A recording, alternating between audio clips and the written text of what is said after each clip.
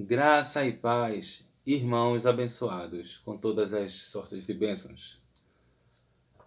Vamos dar início ao terceiro estudo, vai ser um breve estudo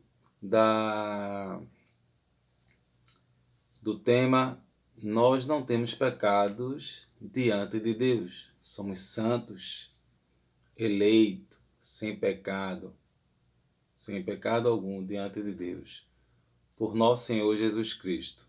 Amém? Vamos fazer uma breve confissão alinhada na palavra de Deus. Bendito o Deus e Pai de nosso Senhor Jesus Cristo, o qual nos abençoou com todas as bênçãos espirituais nos lugares celestiais em Cristo, como também nos elegeu nele antes da fundação do mundo, para que fossemos santos e irrepreensíveis diante dele em caridade. E nos predestinou para filhos de adoção, por Jesus Cristo, para si mesmo, segundo o beneplácito de sua vontade, para louvor e glória da sua graça, pela qual nos fez agradáveis assim no amado, e em que temos a redenção pelo seu sangue, a remissão das ofensas, ou seja, a remissão dos pecados.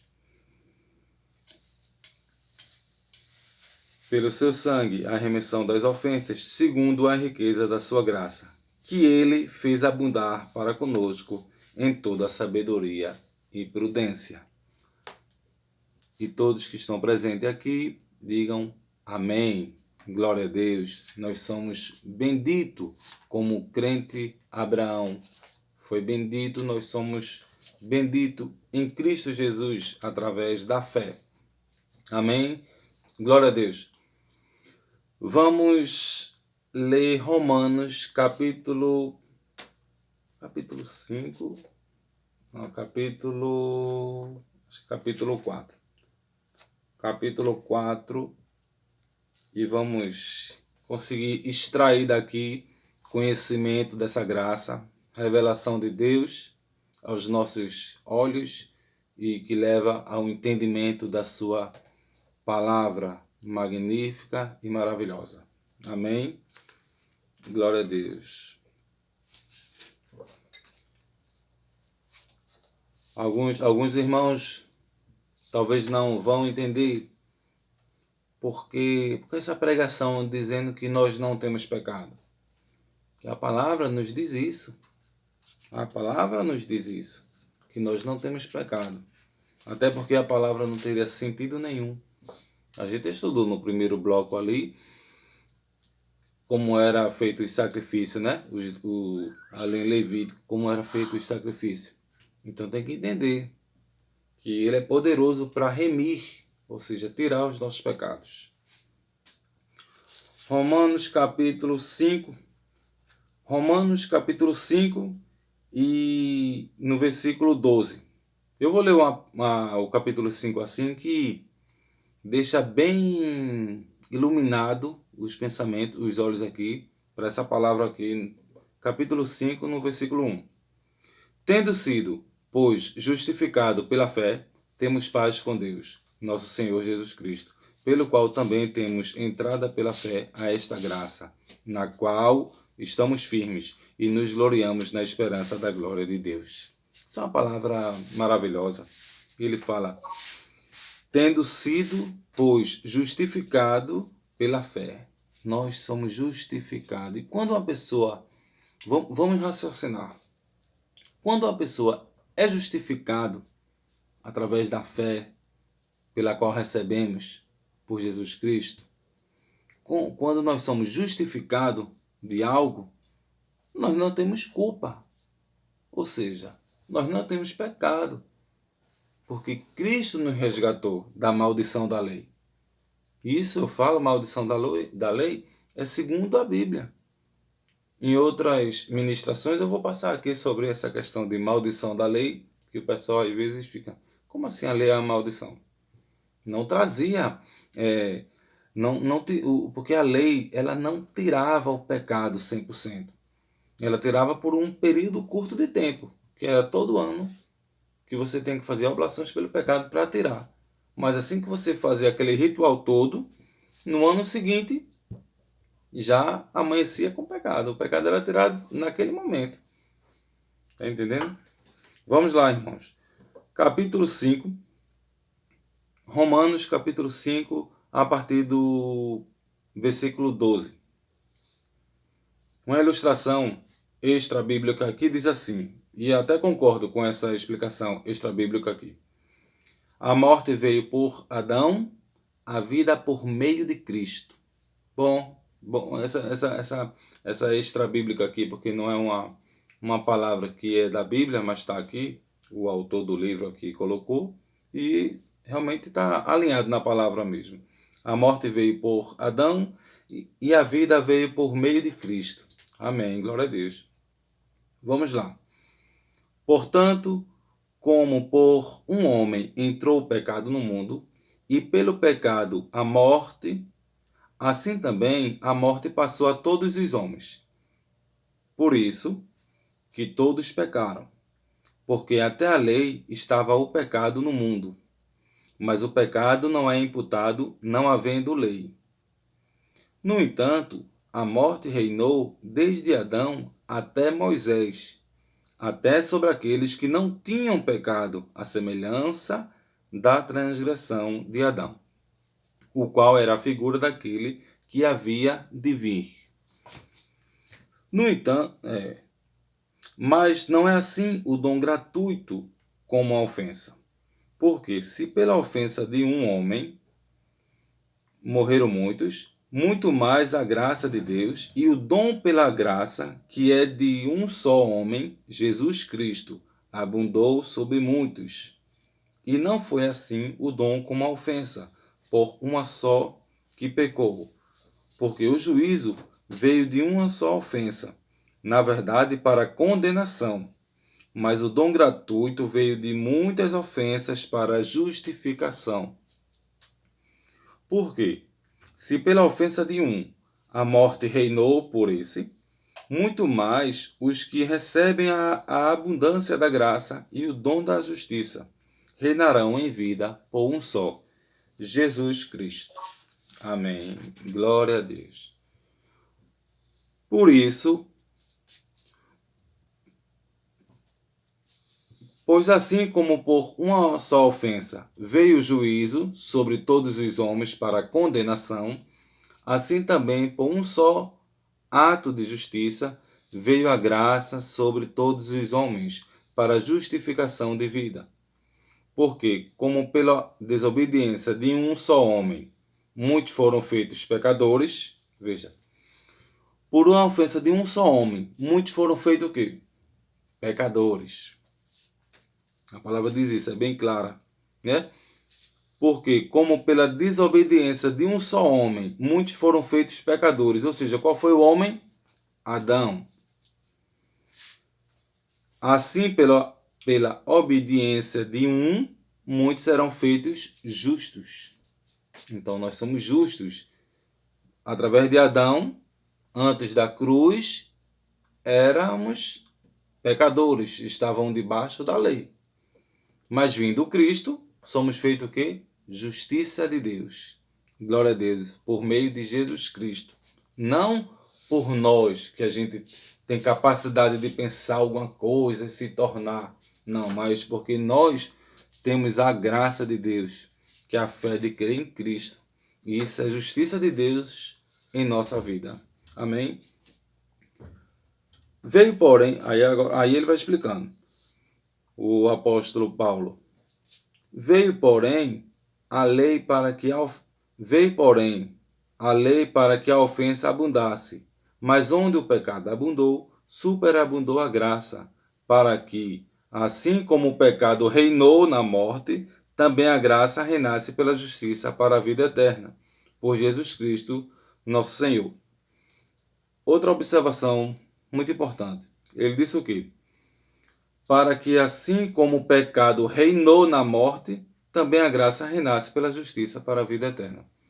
O pecado reinou na morte de Adão até Moisés. Vamos dar mais uma olhadinha aqui, que com certeza está aqui.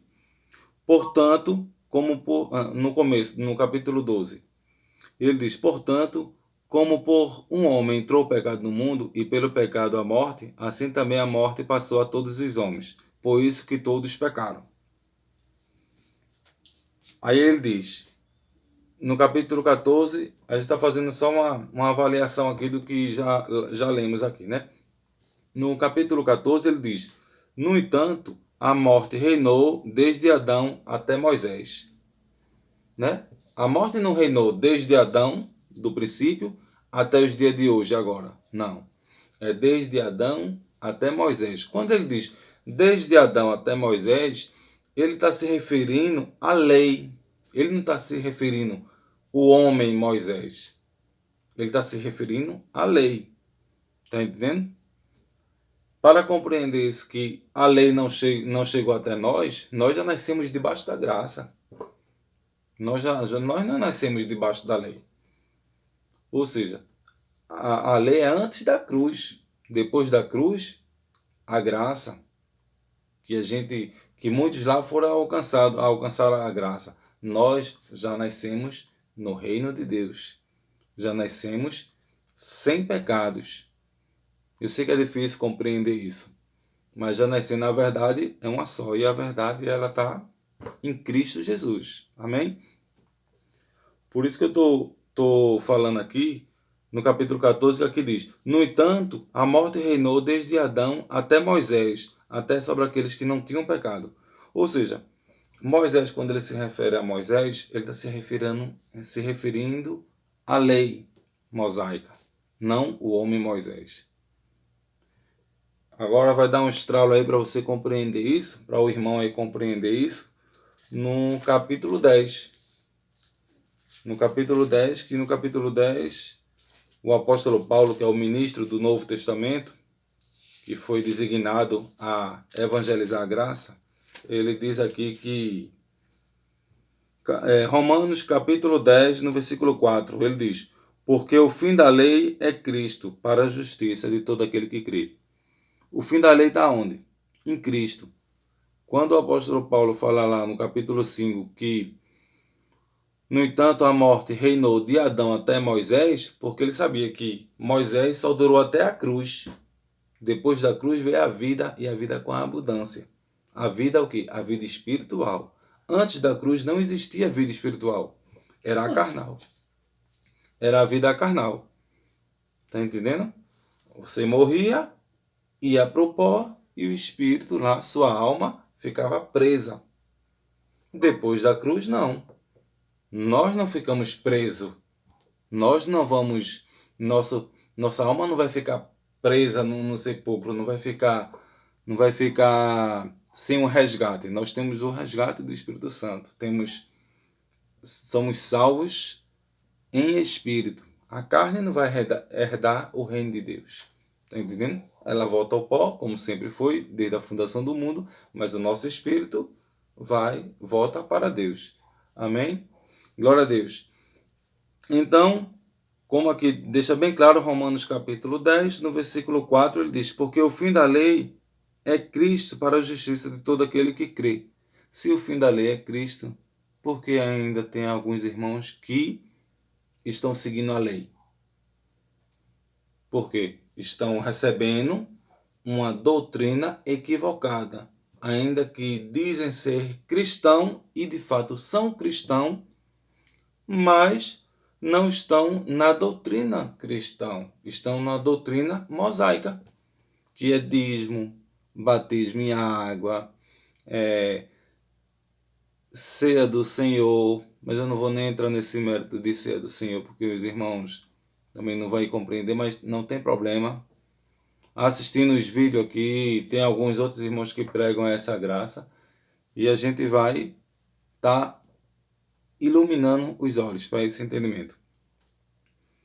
Então, meus queridos amados irmãos, o fim da lei é Cristo para todo aquele que crê. E quando diz para todo aquele que crê, não é que depende de mim crer. Isso é uma fé que Deus nos dá. Essa fé vem de Deus, não vem dos homens. Então, essa graça nós recebemos de Deus em crer em Jesus Cristo. Não depende de nós crer em Jesus Cristo por nossa conta. Não, eu vou crer, a minha fé é grande. Não. Ele nos dá essa fé. Porque essa fé, você tem uma fé, todos nós temos uma fé natural, que é terrena. Mas existe outra fé, que é uma fé aperfeiçoada, que é uma fé espiritual. Essa fé é justamente a que nós recebemos dos céus. Amém? Glória a Deus, por meio de Jesus Cristo. E somos mais que vencedores em Cristo Jesus. E através dessa palavra, lembrando que o apóstolo Paulo é o ministro do Novo Testamento. O que é o Novo Testamento? É de Romanos até Hebreus. O Novo Testamento é algo que a gente recebe. A gente recebe esse Novo Testamento e vai usufruir das coisas boas desse Novo Testamento. Enquanto às vezes tem os pastores e os irmãos que ficam pregando e aprisionando os nossos irmãos, quando na verdade a palavra ela é feita para libertar. Está entendendo? Para libertar. E não ficar isolado num versículo. Por isso que é muito importante você ler a Bíblia, mas tem que ler a Bíblia com entendimento, porque a Bíblia ela serve para libertar e serve também para aprisionar. Por isso que Jesus Cristo, quando foi questionado sobre muita coisa lá com os judeus faziam algumas perguntas sobre a lei e queria interrogar Jesus. Jesus perguntava, como é que tu lê a Bíblia? Como é que tu lê a lei? Então existia o quê? Uma interpretação da lei. Qual é a forma que vocês leem a Bíblia? Porque tem uns 3, 5 povos, tem muito povo que lia a Bíblia, mas eles interpretavam do jeito deles. Samaritanos só lia. Pronto, os samaritanos, por exemplo. Os judeus lia a Bíblia toda, o Antigo Testamento, que não existia o Novo Testamento, né? Até porque Jesus ainda estava nos seus dias de carne. Não existia o Novo Testamento. Os judeus, ele lia do primeiro livro até o último livro, que é Malaquias. Até o último livro, que era Malaquias. Já os samaritanos só liam os 5 livros de Moisés, que são os primeiros livros, os primeiros 5 livros. Os samaritanos só criam naqueles. Era o poço de Jacó ali, que ele cria, que Jacó, a herdade do poço de Jacó, e pronto. E outros, que saduceus também, que também interpretava a Bíblia do jeito dele lá. Mas Jesus, a gente com os olhos espirituais, podemos ler o Antigo Testamento, mas com entendimento, porque senão a gente termina aprisionando um irmão e ainda ficamos presos no Antigo Testamento. Quando na verdade o que Jesus disse, conhecereis a verdade e a verdade vos libertará. Ou seja, você conhecendo a verdade, que a verdade está em Cristo, você vai ficar liberto de todo o sistema religioso, de todo o pensamento mudando. Você vai ficar liberto através da palavra que o gato preto não lhe traz azar. Você não vai ficar com azar de 7 meses. Você vai deixar de perder o medo pelo diabo. Você vai deixar o medo de que se sair de um templo religioso, você não vai perder a salvação. Porque você, segundo ele, se sair do templo religioso, você saiu da casa de Deus. E no Novo Testamento, que é de Romanos até Hebreus, você vai compreender que você é templo e morada do Espírito Santo. Você é o templo de Deus. Deus, o Espírito, que é o Pai do Espírito, ele faz morada dentro de vós. Então, quem tem Cristo e tem a palavra viva e eficaz, não tem temor nem a morte, porque tudo é nós. Tanto a vida, tanto a morte, nada nos separa do amor de Deus. Então, andamos tranquilo.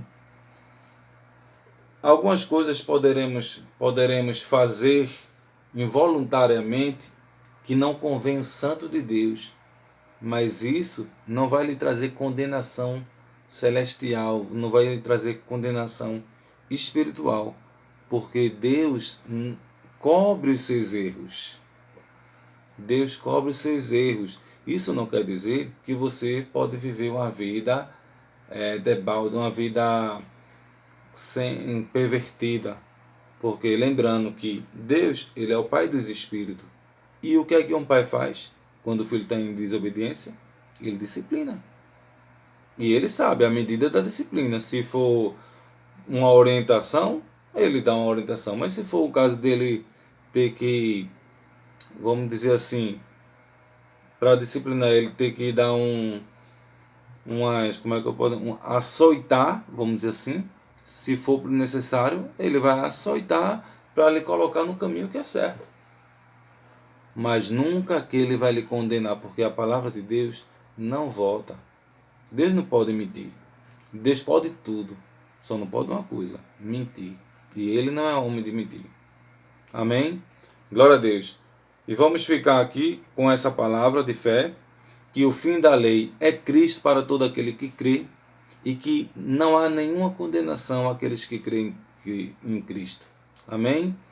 Fique bem, fique em paz. Um abraço para os irmãos aí do WhatsApp.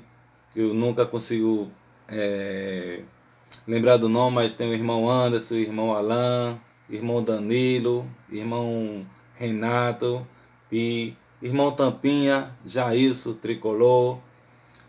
E eu tenho o irmão Ednan aí, que da outra vez a live eu esqueci de dizer o nome dele aí, irmão Ednan, um abençoado, que sempre está conosco aí. E até a próxima, irmão. Em nome de Jesus. Amém.